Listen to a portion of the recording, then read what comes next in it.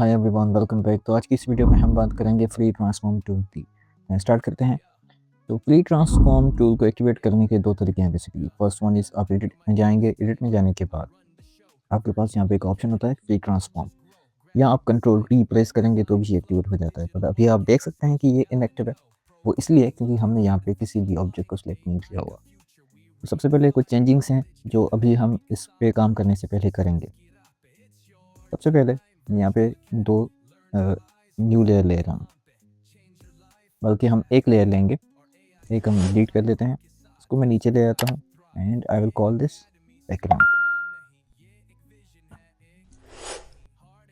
उसके बाद हम ब्रैकेट पेन टूल लेंगे and we will colour it white.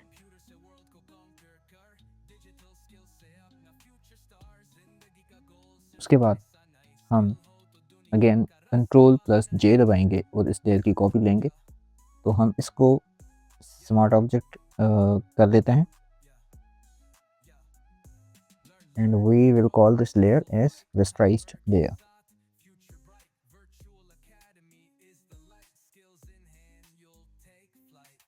अब स्मार्ट ऑब्जेक्ट और rasterized लेयर हमने क्यों बनाया है ये हम वीडियो में आहिस्ता आहिस्ता बात करेंगे। फॉर एग्जांपल हमने इस ऑब्जेक्ट को मूव करना है, तो सबसे पहले हम किसी भी जो लेयर में हमारा ऑब्जेक्ट है उसको क्लिक करेंगे। उसके बाद आप देख सकते हैं कि ये ऑटोमेटिकली एक्टिवेट हो जाता है फ्री ट्रांसफॉर्म टूल आपका। बट बिफोर दैट हमने इस लेयर को स्मार्ट ऑब्जेक्ट में भी कन्वर्ट करना है। तो यहाँ पे हम राइट क्लिक करेंगे और यहाँ पे हमारे पास convert to smart object option आ जाता है। अब हमारा ये जो लेयर है वो एक स्मार्ट ऑब्जेक्ट में कन्वर्ट हो गया है। पर नाउ हम इसको बंद कर देते हैं और हम अभी रेस्टराइज लेयर पे काम करेंगे। तो हमने इसको क्लिक किया, एडिट में गए हम और यहाँ से हमने फ्री ट्रांसफॉर्म टूल को एक्टिवेट कर लिया। तो अभी आप देख सकते हैं कि जैसे ही मैंने फ्री ट्रांसफॉर्म टूल को क्लिक किया तो यहाँ पे एक बाउंडिंग बॉक्स आ गया है, जिसकी मदद से हम इसको छोटा बड़ा या स्केल अप स्केल डाउन कर सकते हैं लाइक दिस। उसके बाद हमने जैसे ही फ्री ट्रांसफॉर्म टूल को एक्टिवेट किया तो हमारे सामने कुछ इस तरह की प्रॉपर्टीज़ भी आ गई हैं।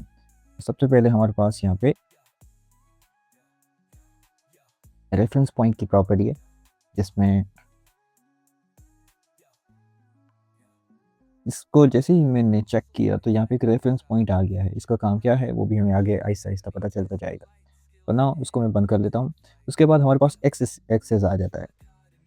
तो एक्स एक्सिस जो है बेसिकली वो पोजीशनिंग के लिए यूज़ होता है। तो अगर आपके पास कस्टम पोजीशन है, कोई कस्टम एक्सिस कोऑर्डिनेट्स हैं या पॉइंट्स हैं, तो आप यहाँ पे डालेंगे। फॉर एग्जांपल यहाँ पे मैं इसको 5000 पे रखता हूँ, यहाँ पे 4000 में रखता हूँ।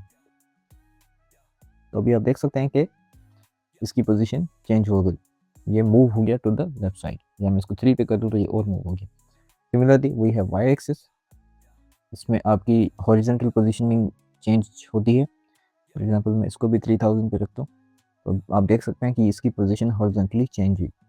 इसको चेंज करने का एक और तरीका भी होता है कि आप जैसे ही एक्स पे अपने कर्सर को लेके जाएंगे तो आपको 2 एरोस मिलेंगे। तो अब आप इसको हॉरिजॉन्टली एक्सिस एक्सिस पे मूव कर सकते हैं। तो जिस साइड मूव करेंगे कर्सर को ये उस साइड मूव होगा। सिमिलरली वाई एक्सिस, इसमें आपको वर्टिकल पॉइंट्स मिलती हैं। आप इसको राइट साइड मूव करेंगे तो ये इंक्रीज होंगी पॉइंट्स, इसको आप लेफ्ट साइड मूव करेंगे तो ये डिक्रीज होंगी, और ये वर्टिकली अपवर्ड और डाउनवर्ड मूव करेगा। Then we have this link, इसका मतलब है रिलेटिव पोजीशनिंग।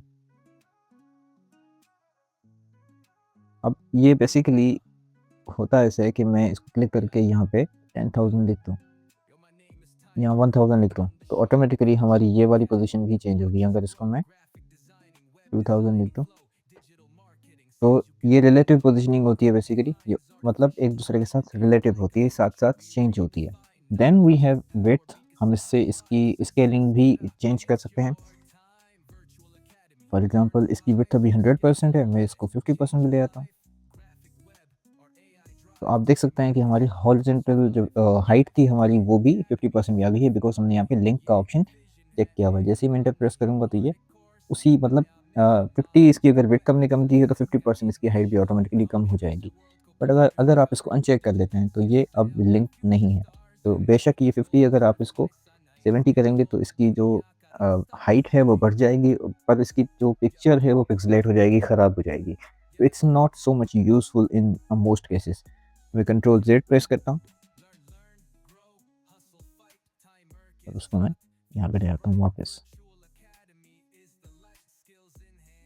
और अगेन मैं कंट्रोल T प्रेस करके ट्रांसफॉर्म टूल को एक्टिवेट कर रहा हूँ। Then we have this angle point. अब एंगल, अगर आपके पास कोई स्पेसिफिक एंगल है तो आप वो यहाँ पे लगा दें। फॉर एग्जांपल इसकी एंगल मैं 45 डिग्री पे चेंज कर देता हूँ, तो आप देख सकते हैं ये रोटेट हो गया टू 45 डिग्रीज।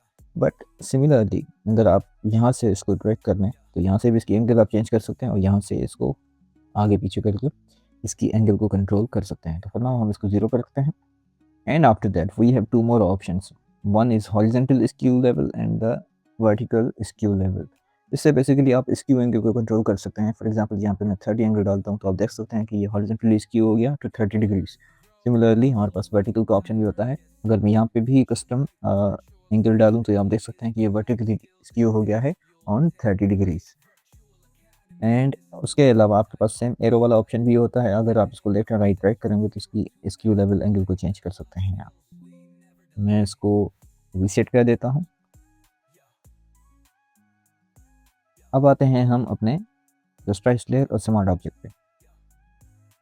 बेसिकली मैंने जैसे ही इसको बड़ा किया, कंट्रोल T दबा के मैं ट्रांसफॉर्म को एक्टिवेट कर देता हूँ और मैं शिफ्ट दबा के इसको बड़ा कर रहा हूँ। तो आप देख सकते हैं बेसिकली कि मैंने जैसे ही इसको बड़ा किया तो इसके पिक्सेल्स ख़राब हो गए हैं। या मैं इसको वापस जूम आउट कर लूँ। अब मैंने इसको छोटा कर लिया तो इसने ऑटोमेटिकली इसकी जो साइज़ है वो कम कर दी है। अब मैं अगर इसको एंटर करता हूँ, एंटर करने के बाद मैं कंट्रोल T दबा के अगेन इसको बड़ा करता हूँ, तो आप देख सकते हैं कि पूरा पूरा पिक्सेलेट हो गया है। ठीक है, जस्ट इट्स बिकॉज कि ये रस्ट्राइज्ड लेयर था। रस्ट्राइज्ड लेयर को जैसे आप छोटा करेंगे तो उसकी जो न्यू वाली स्केलिंग होगी वो डिफ़ॉल्ट में सेट हो जाती है।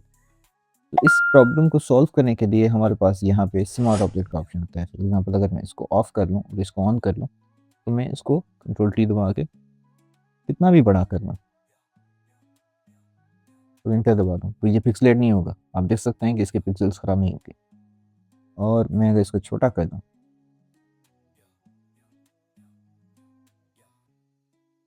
मैंने शिफ्ट दबाया हुआ है, मैं इसको एंटर कर रहा हूँ एंड अगेन मैं इसको शिफ्ट दबा के बड़ा कर रहा हूँ। यू कैन सी इसके पिक्सेल्स ख़राब नहीं हुए और ये पिक्सेलेट नहीं हुआ। तो जब हमारे पास रस्ट्राइज्ड लेयर हो और उसको आपने स्केल अप या स्केल डाउन करना है तो मेक श्योर आप उसको स्मार्ट ऑब्जेक्ट में कन्वर्ट कर दें। बिकॉज रस्ट्राइज्ड लेयर को जैसे आप छोटा करेंगे तो जो न्यू हाइट या विड्थ होगी वो डिफ़ॉल्ट में सेट हो जाएगी। फिर आप उसको बड़ा करेंगे तो वो उसके अकॉर्डिंगली बड़ा या छोटा होगा। बट स्मार्ट ऑब्जेक्ट में ऐसा नहीं है, वो अपनी डिफ़ॉल्ट हाइट वही रखता है जो उसकी डिफ़ॉल्ट में सेट होती है when you import it to the canvas. तो आई होप आपको यहाँ तक प्री ट्रांसफॉर्म का प्रॉपर वर्कफ्लो समझ आ गया होगा। So that's all for this video. मिलते हैं अगली वीडियो में, तब तक अल्लाह हाफ़िज़। अगर आपने मेरी इस वीडियो से कुछ सीखा है तो मेरी इस वीडियो को ज़रूर लाइक कीजिएगा, चैनल को सब्सक्राइब कीजिएगा और नीचे कमेंट बॉक्स में ज़रूर टाइप कीजिएगा कि आपको ये वीडियो कैसी लगी।